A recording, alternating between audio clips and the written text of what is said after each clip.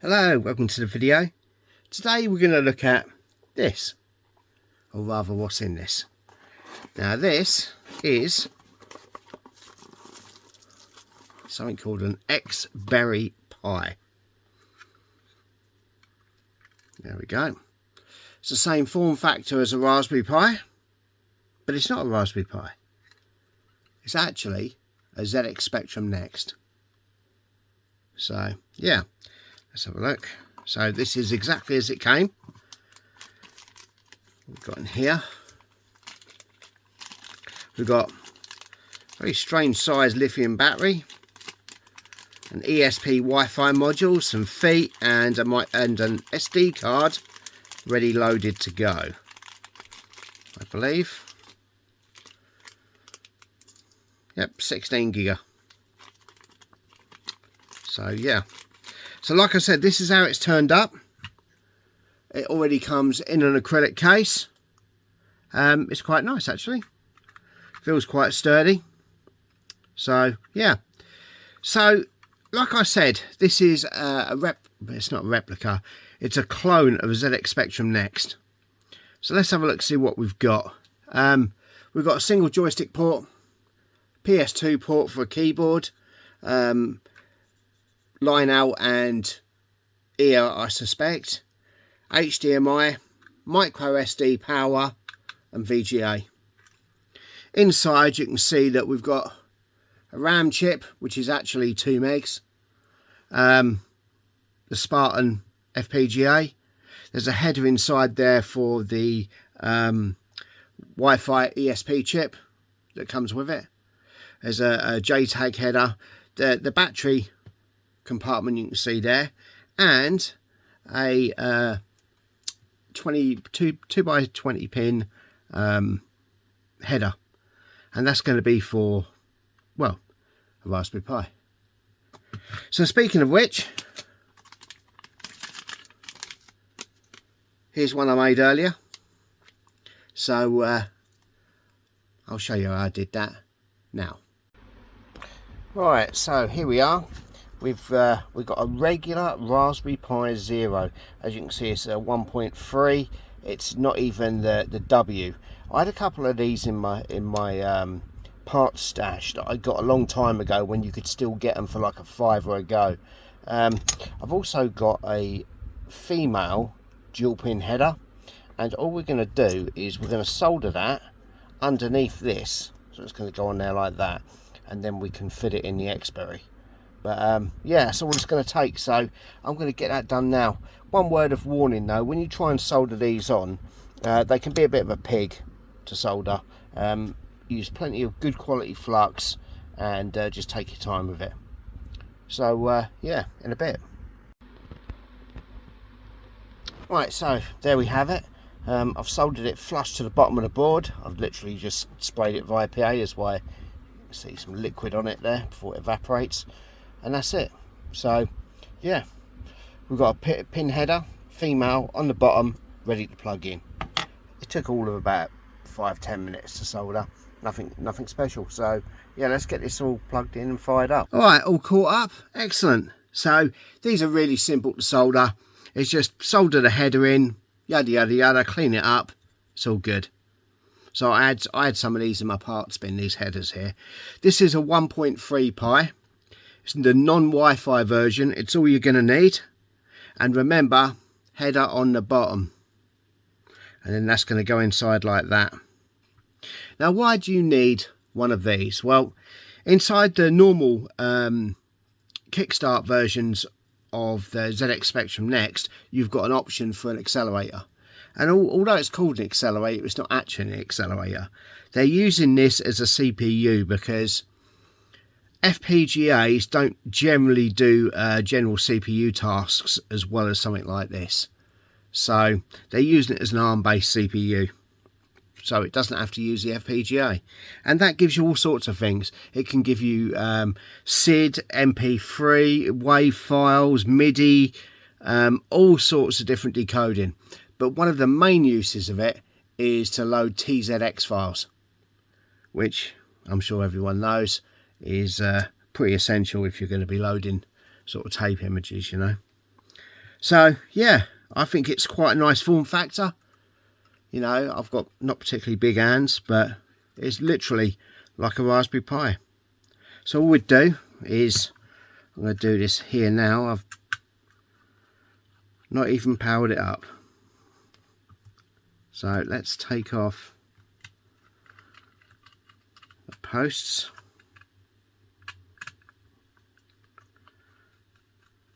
It feels like it's fully down and it shouldn't be. Because when we put the Raspberry Pi in there, the posts are going to be split by the size of the Pi, which is a bit strange, but hey ho. So yeah, here we go.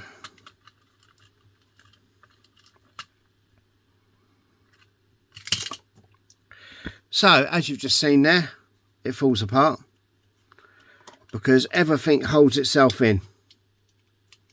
That's no bad thing. So there we go. So all we do is we take these two posts out, like so, push these in, and it should all line up over the post perfectly. Look at that, lovely.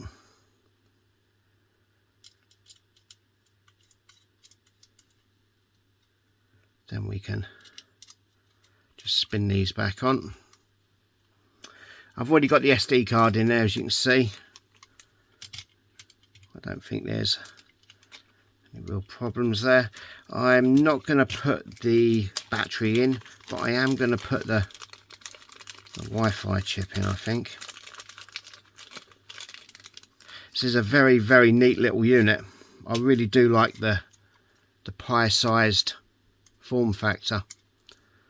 As you can see here, that just pushes in there. It's all very snug. Look at that.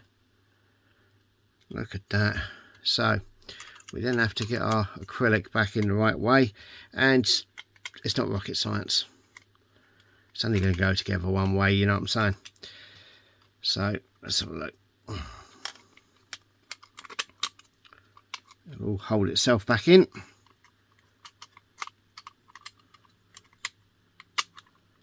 Clips over the top. Come on. The last one's a little bit fiddly. And then it all goes back together. I like the way you can access everything from the outside. It's nice. Now, I believe this is the design from Don Superfo, the guy that made the harlequins. I'm not sure which version mine is. I think it's one of the later ones, if not the latest.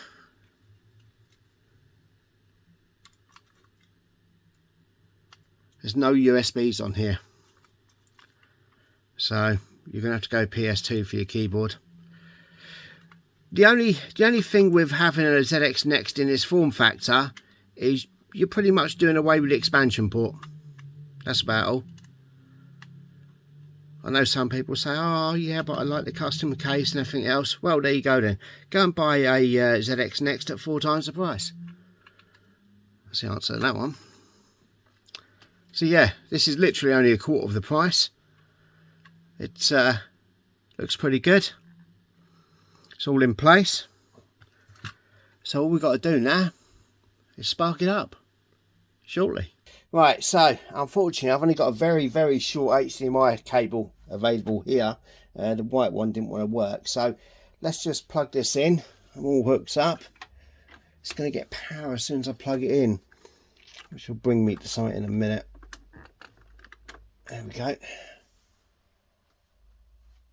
So about the camera shake, I'm on that weird gooseneck again. You can probably see sort of here. Yeah. There we go. Okay. So we can press space.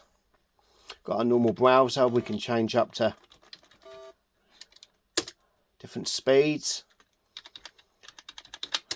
Got some games in here, I believe. Scramble next. Oh, Look at that. That's the arcade game scramble. Looks pretty cool. Use the keyboard, I think.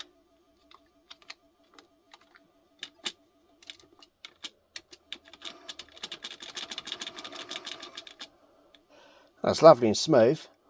I've got it in 50 Hertz, so that might be a bit of a problem.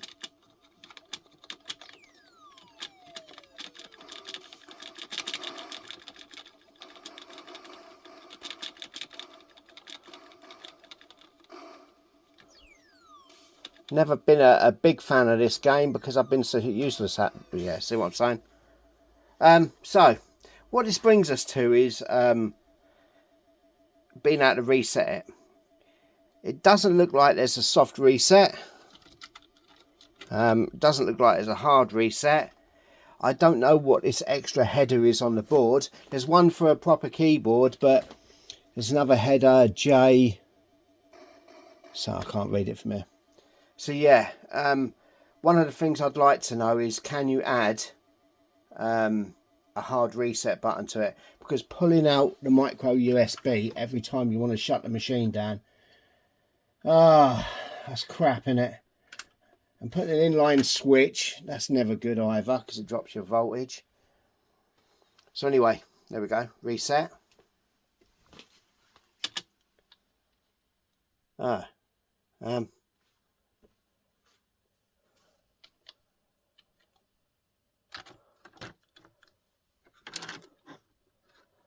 Go to ZX Spectrum next.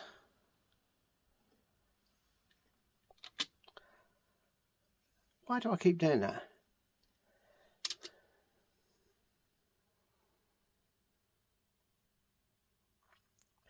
Spacebar for menu. Oh, just let it go, that's why. Alright, there we go. There we go. Right, so here we are. Back to the browser.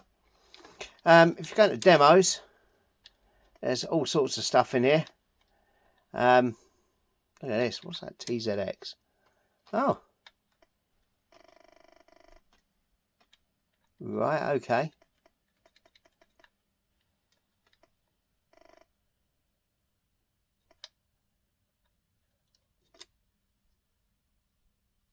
Of course, let's put it in next mode.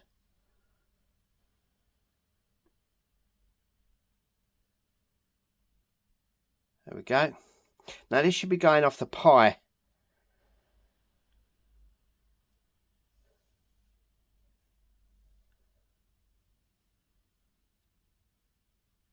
He says.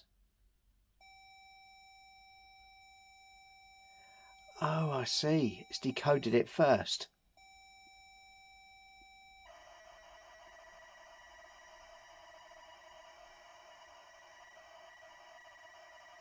Well,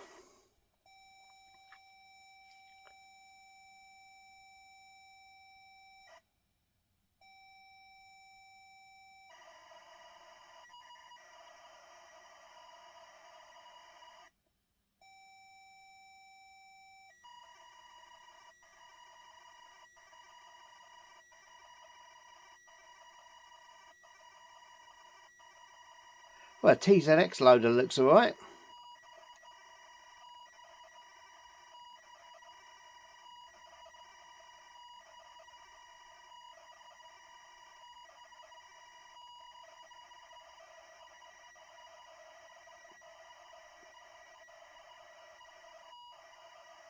Here come the colour blocks.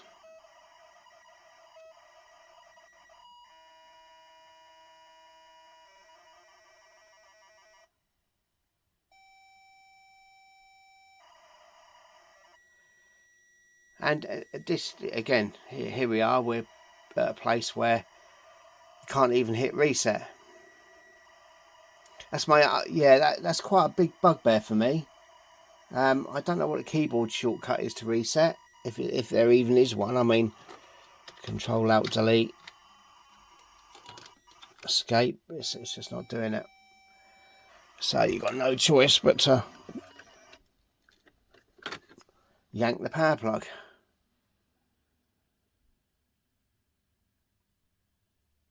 I don't like that. Don't like that at all, must admit. So we'll let it boot.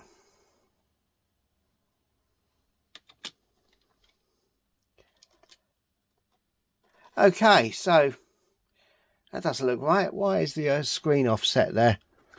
Try that again. Let it power down properly. There we go.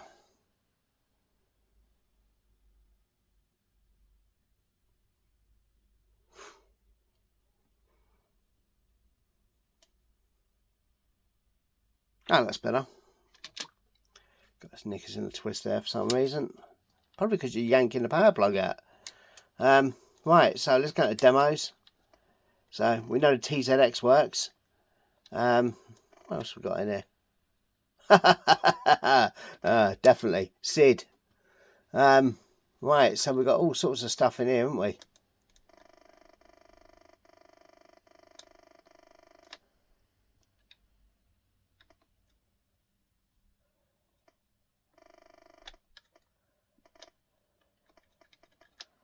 Well, let's try it.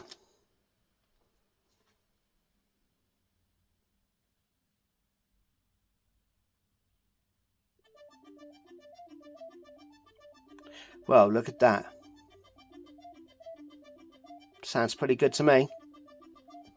So, right, it's only a quick video just to show off what it is. There isn't much to it. It's a ZX Next in a Pi case. Does what it says on the tin. Works well enough, especially as well as the Ngo. The only thing you're sacrificing for the form factor is the expansion port. And realistically, what are you going to use it for? A div MMC? Well, that's built in. So, yeah, if you really need an expansion port, you wouldn't be looking at one of these anyway. So, yeah, I'm really happy with it. I will have to look up and see if there's a way of resetting it though. That is just not on. Yeah, and using an in cable, dump the power type job, I don't like that either. So, but there is a header there that's so that you can connect to a matrix keyboard, and there's another header next to it, and I'm wondering if that is for a reset. If it is, I'll just drill a hole in there, put a little momentary switch, happy days, because you do end up resetting it a lot. So yeah, all in all, superb. It came from zxrenew.co.uk, and I'll put the link in the description. Have a good one. Later.